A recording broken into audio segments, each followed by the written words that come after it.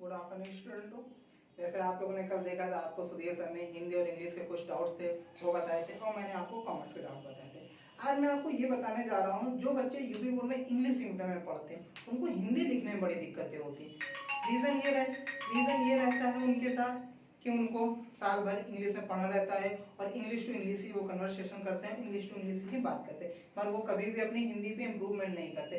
Paper के महीने पर 1 महीने पहले 2 महीने पहले उनको ये दिक्कत आती है कि हिंदी का जो पेपर 3 घंटे का होता है उस पेपर को लिखे कैसे, उस पेपर को कैरी करेंगे। आज मैं उन बच्चों के लिए बताने जा रहा हूँ कि हिंदी में मार्क्स लाना कोई बहुत कठिन बात नहीं, क्योंकि ये हमारी मातृभाषा है। और आप सभी को मैं बताना चाहूंगा, अगर आपको हिंदी में अच्छे मार्क्स लाने हैं तो उसके लिए आपको किन किन चीजों पे फोकस करना पड़ेगा, खासकर यूपी बोर्ड के इंग्लिश मीडियम के बच्चों को। हिंदी मीडियम के बच्चों को भी इस वीडियो को देखना चाहिए और मैं सभी बच्चों से कहूंगा प्लीज लाइक और शेयर करते हैं। सबसे पहले बच्चों मैं बात करता हूँ, आप लोगों को हिंदी लिखने में मोस्टली बहुत बच्चे होते हैं जिनको हिंदी लिखने में बहुत सारी प्रॉब्लमें होती हैं, इंग्लिश खासतौर इंग्लिश मीडियम के बच्चों को। आज उनके लिए सबसे बहुत अच्छी चीज है, आपको बात करूं अगर सबसे पहले एक टॉपिक की बात करता हूं मैं, अगर जैसे कहानी की मैं बात करता हूं, 4 नंबर की यूपी बोर्ड में एक कहानी आती है, 4 नंबर की और 3 नंबर की। इस कहानी के साथ एक और शब्द लगा के सारांश दे दिया जाता है, सारांश दे दिया। जैसे आप यूपी बोर्ड के 10 साल के पेपर उठा के देख लीजिए, यूपी बोर्ड की 2 कहानियां बड़ी चहती होती हैं। एक सबसे पहली जो कहानी होती है वो बलिदान, और दूसरी जो कहानी मैं आपको बताने जा रहा हूं वो है पंचतंत्र। इन दोनों कहानियों पे यूपी बोर्ड बहुत ज्यादा फोकस करता है। अब मैं बात कर रहा हूँ कि बहुत बच्चे बोलते हैं सर सारांश तो बहुत बड़ा होता है, सारांश को कैसे याद करूं, कैसे करूं, तो मैं आपको बात बताता हूँ कहानी की। आप कहानी याद करके जाइए। अगर आप बलिदान कहानी बात कर रहे हैं तो इसमें एक हरकू पात्र है जो लड़का नेपाल से आता है, उसके विषय में बताया गया है। अगर आप पंचलाइट की बात करते हैं तो पंचलाइट में भी गोधान है, उसकी पत्नी है, और ये एक पंचलाइट जो पेट्रोमैक्स पे निर्धारित है वो कहानी। बच्चा अगर 2 से 3 बार भी हिंदी मीडियम का बच्चा इसको अच्छे से पढ़ता है, अच्छे से समझता है, इसके वर्डों को देखता है तो आराम से 4 नंबर आ सकते हैं। अगर दूसरी बात करें तो मुक्ति यज्ञ, उत्तर मुक्ति यज्ञ। अगर हम मुक्ति यज्ञ की बात करते हैं, अगर हम मुक्ति यज्ञ की बात करते हैं तो मुक्ति यज्ञ में हम आप लोगों को बताते हैं कि जो सबसे इंपॉर्टेंट चीजें क्या होती है। सबसे इंपॉर्टेंट चीज मुक्ति यज्ञ में ये होती है कि यूपी में 75 जिले हैं। अब हर जिले में मुक्ति यज्ञ नहीं आता है, हर जिले की चीजें अलग अलग होती है। मैं आपको लखनऊ, कानपुर, अंबेडकर नगर और उन्नाव की बात करता हूँ। ये उत्तर प्रदेश के 4 ऐसे जिले जहाँ पे मुक्ति यज्ञ आता है। 5 नंबर का मुक्ति यज्ञ आता है जो आपको फ्री दे के जाता है, कुछ नहीं आता है। इसमें एक क्वेश्चन हर साल रिपीटेड है कि गांधी जी का चरित्र चित्रण बताइए, गांधी जी का चरित्र चित्रण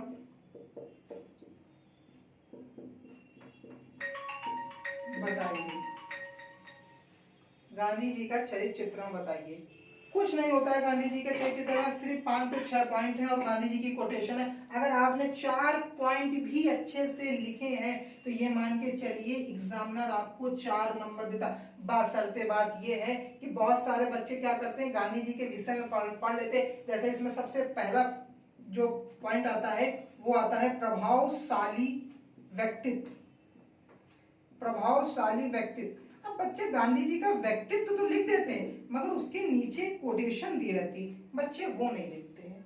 मैं आज सभी बच्चों से एक बात कहूंगा कि प्रभावशाली व्यक्तित्व तो आपने अच्छा लिख दिया, मगर जब तक आपने कोटेशन यहाँ पे नहीं फिल करी ब्लैक पेन से या किसी भी चीज से तो आपको नंबर में, क्योंकि टीचर पे भी इम्पैक्ट पड़ता है। जैसे हमारी लाइफ स्टाइल होती है कि हम अच्छे कपड़े जरूर पहन लेते हैं, अगर हमने अच्छे शूज नहीं पहने तो हमारी पूरी लाइफ स्टाइल बेकार लगती है, अच्छी वॉच नहीं पहनी तो हमारी लाइफ स्टाइल। उसी तरीके से टीचर पे भी एक इम्पैक्ट पड़ना चाहिए। अब बात करते हैं तो गांधी जी के विषय में बात हो गई। अगर हम लोग अब तीसरी बात करें कि इसके बाद सर हमें क्या करना चाहिए, तो आपको सबसे अच्छी चीज मैं बता रहा हूं, आप अलंकार पे आइए। अगर मैं अलंकार की बात करूं तो मैं आपको 3 अलंकार बताऊंगा कि इनसे ज्यादा कुछ नहीं आता है। एक आपका उपमा हो गया, एक आपका यमक हो गया, और तीसरा आपका उत्प्रेक्षा हो गया, तीसरा आपका उत्प्रेक्षा हो गया। तीनों जो है सा उदाहरण सहित, सा उदाहरण सहित लिखिए। और बच्चों मैं आपको बता दूं, आप अगर उपमा अलंकार की परिभाषा लिख रहे हैं और उसके बाद उदाहरण लिख रहे हैं, तो एक चीज आपको बहुत जरूरी है कि उसके बाद आपको स्पष्टीकरण देना अनिवार्य होगा, क्योंकि जब तक आप स्पष्टीकरण नहीं देंगे तो पता नहीं चलेगा कि आपने उदाहरण जो लिखा है वो उपमा का है, यमक का है कि उत्प्रेक्षा का है। ये तो बात हो गई अलंकार की। अगर हम इसी तरीके से बात करें तो हम चौथे नंबर पे बात करते हैं दोहा, सोलहा, चौपाई। इन तीनों पे भी हमको फोकस करना चाहिए। इन तीनों में से चौथी चीजें कोई नहीं आती है।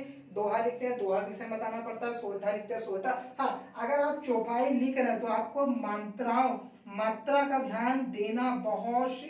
मात्रा कहाँ पे क्या लगेंगी, जगह कहाँ पे यूज होगा, त्रिगण कहाँ पे यूज होगा, आपको इन सब चीजों का विशेष तरीके से ध्यान देना होगा। और चौथी बात जो आती है, बच्चे बड़ा परेशान रहते हैं, तो आज मैं उनको एक डाउट क्लियर करना चाहूंगा। बच्चे बोलते हैं सर प्रार्थना पत्र से बड़ी दिक्कत होती है कि प्रार्थना पत्र लिखे तो कैसे लिखें। प्रार्थना पत्र चाहे वो इंग्लिश मीडियम के बच्चों को, चाहे हिंदी मीडियम के बच्चों को, सबके लिए बहुत ज्यादा दुखदायी होता है। तो आज बच्चों मैं आपको एक बात बता दूं, जो भी प्रार्थना पत्र आते हैं वो ना राष्ट्रीय आते हैं ना इंटरनेशनल आते हैं, वो जो प्रेजेंट टाइम की कंडीशनें चल रही होती है उस पे आते। जैसे आप दो प्रार्थना पत्र पे ज्यादा फोकस करिए, एक तो गंदगी और दूसरी महामारी।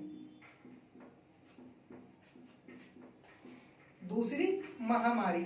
अगर आप इन दोनों को अच्छा से इसका कंटेंट तैयार करके लेके जाते हैं फॉर्मेट सही, तो आप ये मान के चलिए कि आप अच्छे नंबर ला सकते हैं। ये तो बात हुई थी उन बच्चों के लिए कि जिनके नंबर नहीं आ पाते हैं, जो बोलते हैं कि सर मैं नंबर इंक्रीज नहीं कर पाता हूं, मेरे नंबर नहीं आ पाते। आज मैं आपको एक बात बता दूं कि बहुत सारे बच्चे ऐसे भी होते हैं जो साल भर जॉब करते हैं, उसके बाद पेपर देने जाते हैं, तो उनके लिए बहुत अच्छी चीज है कि 10 नंबर के एमसीक्यू आते हैं, 5 गद्य और 5 पद।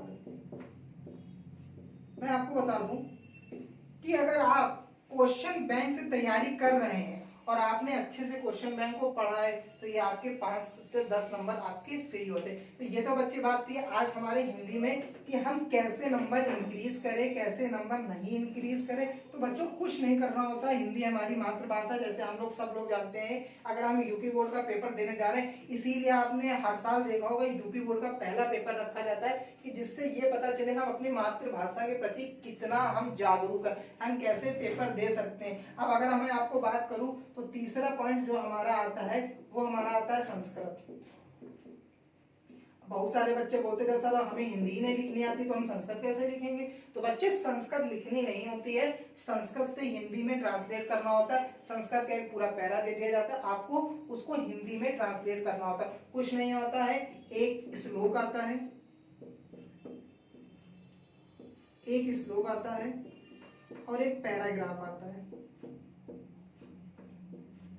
अगर आप इतनी तैयारी करके जा रहे हैं तो आप ये मान के चलिए कि आपके 50 नंबर आने से कोई नहीं रोक सकता है। अब बच्चों एक चीज मैं आपको और बता दूं, बहुत सारे बच्चे कंफ्यूज रहते हैं कि सर व्याकरण आ रही है, सर विलोम शब्द आ रहे हैं, सर वन वर्ड सब्स्टिट्यूशन आ रहे हैं। अरे कुछ नहीं होता है। अगर आपने विलोम शब्द को 3 बार पढ़ा है, विलोम शब्द, तो आप ये मान के चलिए विलोम शब्द पढ़ने के बाद उसके ऑप्शन आपके ही पेपर में रहते हैं। अगर आपने एक बार अच्छे से पढ़ा तो जो ये 4 ऑप्शन आते हैं ABCD, आप बी को आराम से टिक कर सकते। अगर मैं टोटल व्याकरण की बात करूं कि व्याकरण में कैसे पास होना है, तो कुछ नहीं करना है, व्याकरण में आपको नकल करनी है। क्या करनी है? नकल करनी है। एक बार अच्छे से अपनी इजी नोट्स को पढ़िए और उसके बाद उसको अच्छे से पढ़ाई करिए। तो बच्चों ये तो आज का हिंदी का टॉपिक कि हमको कैसे क्या पढ़ना है, कैसे क्या नहीं पढ़ना।